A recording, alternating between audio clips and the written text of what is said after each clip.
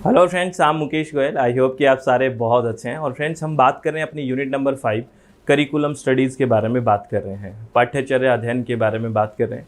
तो पिछला लेक्चर आपने सुना होगा, है ना। आगे बढ़ाते हैं उस लेक्चर को और आराम से चीज़ों को सुनते हैं, ठीक है। बड़ा इंपॉर्टेंट है, इनमें जो कंसेप्ट्स हैं वो बहुत शांति से सुनने हैं। जो थोड़ी टर्म्स हैं ये आपको अच्छे से समझनी है, ठीक है। जैसे हम बात करेंगे आज फाउंडेशंस ऑफ करिकुलम प्लानिंग। क्या करेंगे? Foundation of curriculum planning. जो भी हम करिकुलम की प्लानिंग कर रहे हैं, पाठ्यचर्या का प्लान कर रहे हैं, योजना बना रहे हैं कि हमें पाठ्यचर्या या करिकुलम को डेवलपमेंट करना है, तो उसकी क्या फाउंडेशंस रहेगी। फाउंडेशंस का मतलब होता है क्या आधारशिला है ना। क्या आधारशिला रहेगी, है ना। क्या आधारशिला रहेगी, या फिर एक तरह से अगर नींव क्या है, जब भी कोई हम कहते हैं कि ये फाउंडेशन कोर्स है, मतलब नींव तैयार करेगा, है ना। वैसे ही हम बात कर रहे हैं कि कोई भी हम करिकुलम डेवलप करें तो क्या क्या फाउंडेशंस हैं, तो इसमें क्या क्या है, किस बेसिस है या कौन कौन सी बेसिस पे हम करिकुलम को प्लान कर सकते हैं। एक है फिलॉसफिकल बेसिस यानी कि दार्शनिक आधार, सोशियोलॉजिकल बेसिस यानी कि समाजशास्त्रीय आधार, है ना। साइकोलॉजिकल बेसिस पे, मनोवैज्ञानिक आधार पे, हिस्टोरिकल बेसिस ऐतिहासिक आधार पे, कल्चरल बेसिस यानी कि सांस्कृतिक आधार पे, साइंटिफिक बेसिस यानी कि वैज्ञानिक आधार पे। यानी कि ये एक तरह से फाउंडेशन है। जब भी हम करिकुलम को डेवलप करें, करिकुलम के लिए प्लानिंग करें, इन चीज़ों को ध्यान में रखने हुए, ये बेस मानते हुए हम करिकुलम को प्लान करेंगे। तो आज हम बात करेंगे फिलॉसफिकल बेसिस पे। ये बहुत ही इम्पोर्टेंट है। यहाँ पे कुछ बातें हैं जो आपको बिल्कुल याद रखनी है। जैसे फाउंडेशन किसके बारे में, पहले हम कौन सा ले रहे हैं, सबसे पहले ले रहे हैं फिलॉसफिकल बेसिस पे। तो फिलॉसफी के बारे में हम बात करें कि फिलॉसफी शब्द है, अलग अलग लोगों ने अलग अलग रूप से डिफाइन किया है, लेकिन इसकी जो फंडामेंटल है, जो मूल भावना है, वो एक ही है। तो अरिस्टोटल जी ने क्या कहा है कि फिलॉसफी क्या है। Philosophy is the science which investigates the nature of being as it is in itself and the attributes which belong to it in virtue of its own nature. ये बात की है अरिस्टोटल जी ने। क्या कहा है अरस्तु जी ने? दर्शन शास्त्र वह विज्ञान है।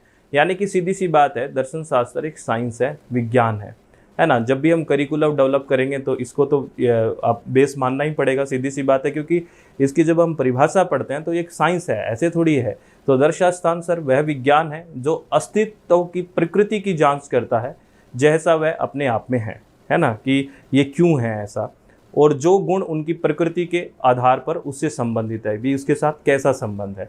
एक और फिलॉसफर ने क्या कहा है, देखो, कि philosophy is the science of knowledge.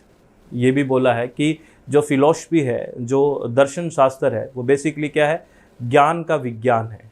क्या है? ज्ञान का विज्ञान। तो आप एक बात बताइए, जब आप करिकुलम को डेवलप करोगे तो इसको कैसे भूल सकते हो, फिलॉसफी को कैसे भूल सकते हो? इसको तो बेस मानना ही पड़ेगा, क्योंकि बेसिकली फिलॉसफी है क्या? साइंस ऑफ नॉलेज, ज्ञान का विज्ञान है। और कोई चीज़ आप बना ही इसलिए रहे हो कि उसमें ज्ञान डेवलप हो, उसका होलिस्टिक डेवलपमेंट हो, तो इसको हम कैसे छोड़ सकते हैं, ठीक है। तो ये आपको ध्यान रखना है कि ये बेस कौन सा है, फिलॉसफिकल बेस है। किस लिए है ये? जब भी हम करिकुलम डिजाइन करें, करिकुलम की प्लानिंग करें, तब के लिए है ये। आगे बात और करते हैं, थोड़ा सा आराम से चीज़ों को समझना है। ये कह रहा है, अब बहुत ही अच्छी बात है और ये जीवन में भी धारण करना चाहिए। दर्शन शास्त्र में यही तो बातें हैं। क्या है? Those who are responsible for curricular decisions therefore should be clear about what they believe. If we are unclear or confused about our own belief, then our curricular plan are bound to be unclear and confusing. क्या कह रहा है कि पाठ्यचर्या संबंधी निर्णयों के लिए जो जिम्मेदार हैं, यानी कि जो पाठ्यचर्या बना रहे हैं, जो करिकुलर बनाने के लिए जिम्मेवार है, रिस्पॉन्सिबल है, इसके बारे में स्पष्ट होना चाहिए। पहले तो उनका जो दर्शन है वो स्पष्ट होना चाहिए।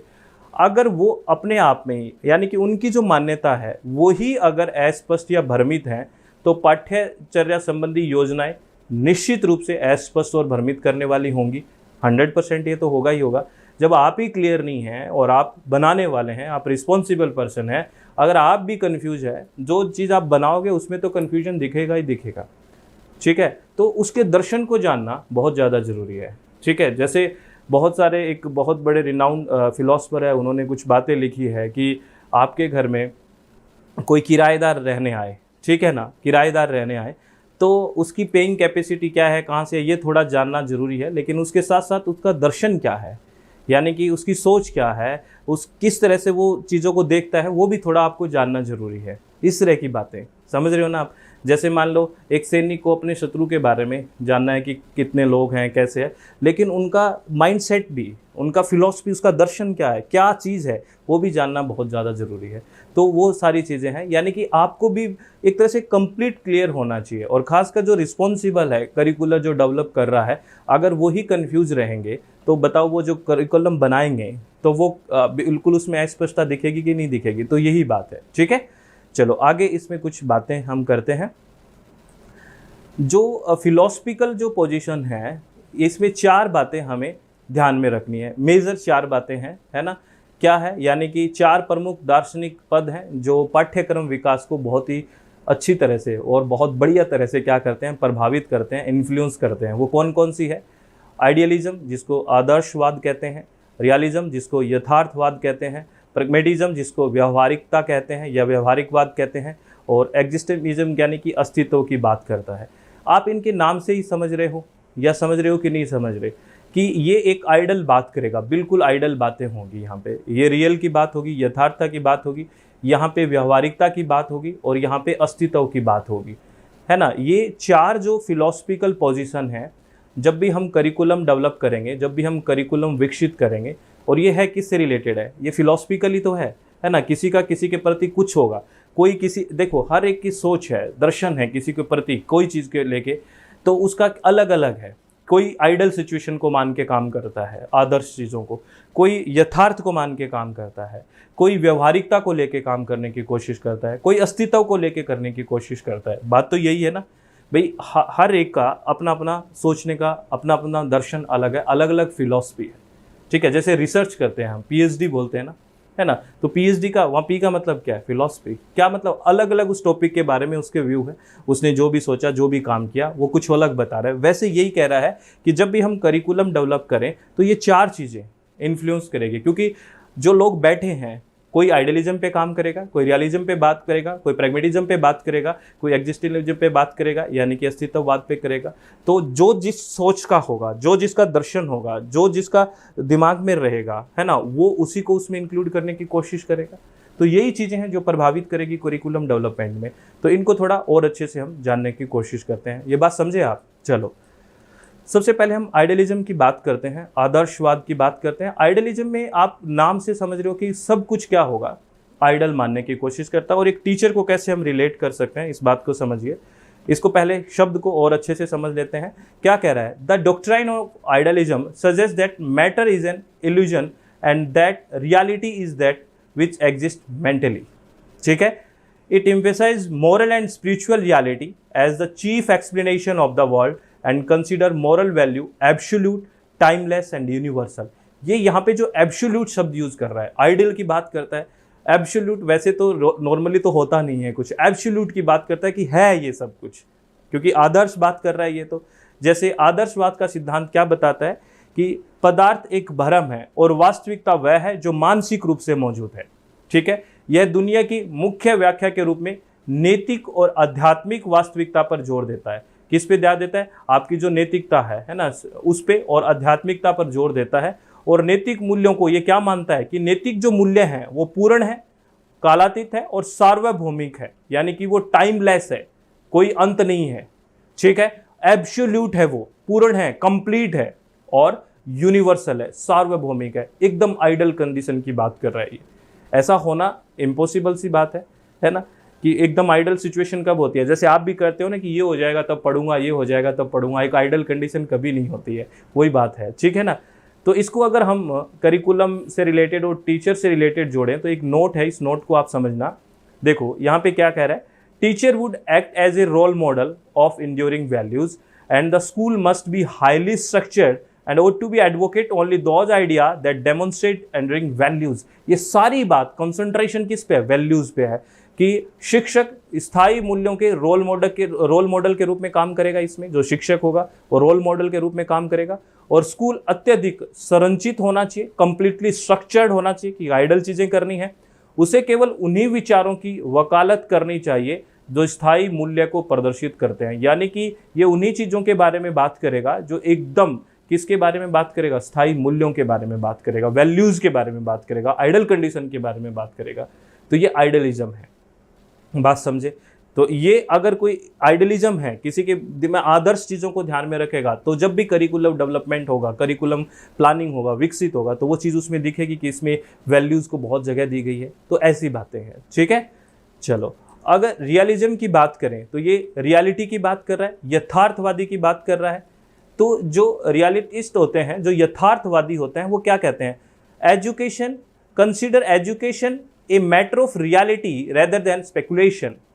यानी ये कहता है कि जो शिक्षा है वो कल्पना के बजाय वास्तविकता का विषय मानते हैं। ये वहाँ जैसे वहाँ पे क्या है कि एक ऐसा माना गया कि कंप्लीट आइडल चीज़ें मानी गई है, लेकिन यहाँ वास्तविकता पर जोर दिया गया है कि जो शिक्षा है वो कल्पना की बजाय क्या है, वास्तविकता है, ठीक है ना, इसको माना जाता है।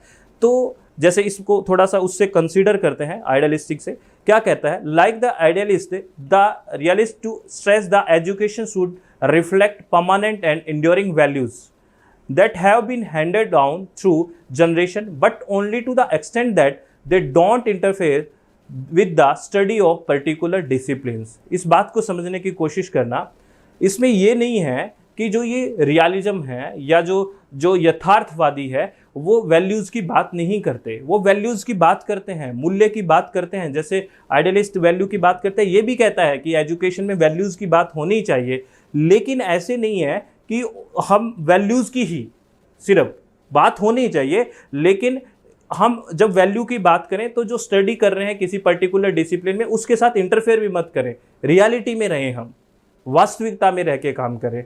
तो ये बात लिखी है ना कि आदर्शवादियों की तरह यथार्थवादी भी इस बात पर जोर देते हैं कि शिक्षा को स्थायी मूल्यों को प्रतिबिंबित करना चाहिए। ठीक है, अच्छी बात है, जो हमारी पीढ़ियों से चले आ रहे हैं, लेकिन केवल इस हद तक ही कि विशेष विषयों के अध्ययन में हस्तक्षेप न करें, वो इंटरफेयर ना करें। ऐसे नहीं है कि वो इंटरफेयर कर रहे हैं कि नहीं ये होगा ही नहीं, वैल्यूज़ को चलो वैल्यूज़ को, आपको थोड़ा सा रियलिटी से गुजरना पड़ेगा। ये बात कहता है रियलिज्म।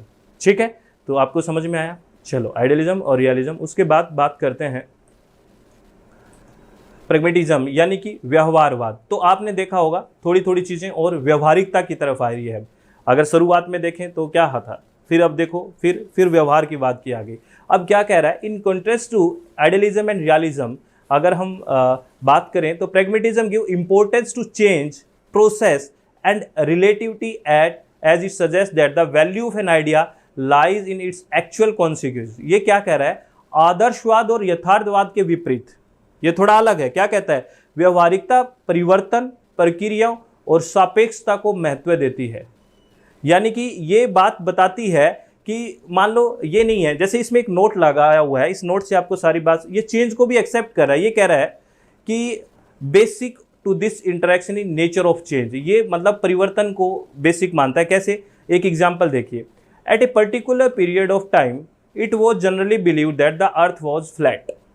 ठीक है ना, एक कुछ टाइम तक ये माना गया कि जो पृथ्वी है वो फ्लैट है, जनरली ये माना गया।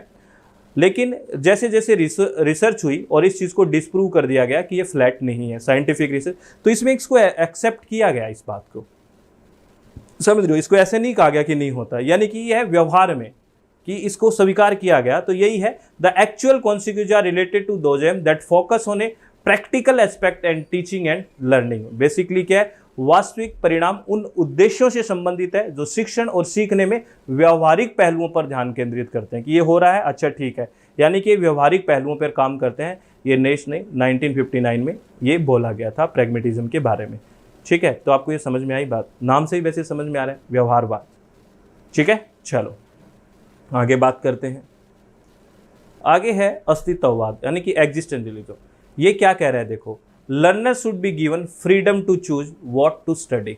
देखो यहाँ पे और लर्नर को क्या दे दिया है, स्टडी करने के लिए वो क्या चीज़ करना चाह रहा है उसको छूट दे दी गई है। शिक्षार्थियों को यह चुनने की स्वतंत्रता दी जानी चाहिए कि उन्हें क्या पढ़ना है। ठीक है, it emphasizes that education must center on the foundation of curriculum perception and feeling of the individual in the order to facilitate understanding of personal reactions or response to life situations।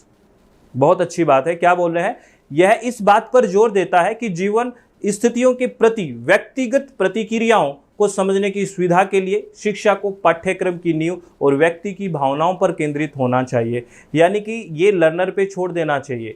यानी कि कहने का मतलब उसको free है कि वो क्या चूज करना चाह रहा है ना। Individual learner shouldn't be forced into predetermined programme of study. जो भी इंडिविजुअल लर्नर है, व्यक्तिगत शिक्षार्थी है, उसको ये पहले से फोर्स नहीं करना चाहिए कि जो पहले से चीजें निश्चित हो चुकी है उसी को अध्ययन करना है। व्यक्तिगत शिक्षार्थियों को अध्ययन के पूर्व निर्धारित कार्यक्रमों में बाध्य नहीं किया जाना चाहिए, उसको फ्री छोड़ देना चाहिए। ये बोलता है अस्तित्ववाद। मेरी बात समझ में आई आपको? तो यहाँ पे जैसे आप नेशनल एजुकेशन पॉलिसी 2020 में बात करोगे तो ऐसी ऐसी बातें देखो, आपको हर चीज़ दिखेगी। वैल्यूज़ की बात करी है, ये बात करी है, क्योंकि हमने बात की थी ना कि नेशनल एजुकेशन 2020 में करिकुलम में क्या क्या चीज़ें शामिल की है। तो देखो हर चीज़ शामिल करें कि वैल्यूज़ भी होनी चाहिए, फ्रीडम भी आनी चाहिए। तो कहीं ना कहीं देखो ये एस्पेक्ट तो सारे दिख रहे हैं ना आपको जब भी कोई चीज़ तैयार होती है। तो यही तो मैं बात कर रहा हूँ। समझ में आई बात? चलो बहुत बढ़िया। तो ये सारे शब्द आपको समझ में आए। ये एक बार कुछ शब्द और हम बात कर लें, है ना। जैसे स्थायित्ववाद है, पैरेललिज्म है, इसके बारे में बात करें। और उसके बाद है प्रोग्रेसिविज्म है, प्रगतिवाद की बात करें। एसेंशियलिज्म है, अनिवार्यतावाद है, ठीक है।